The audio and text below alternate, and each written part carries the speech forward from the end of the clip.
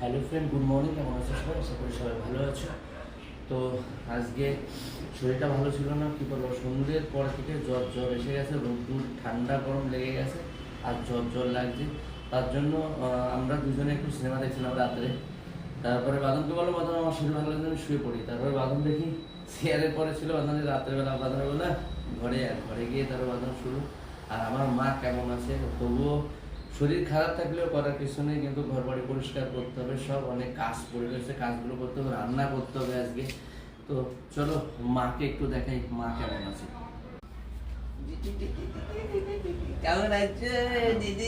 দিদি ভালো আছে তো? মুড়ি এখন কিন্তু একটা সুখবর দিই, আমার মা কিন্তু মুড়ি এখন আর ভালো খায় না। আমার মাকে মুড়ি দিলেও অল্প অল্প করে খায় আর মুড়ি ফেলে ছাড়াই ছাড়াই রাখে। আগে যেরকম মুড়ি পর পর দিতে হতো, পর পর,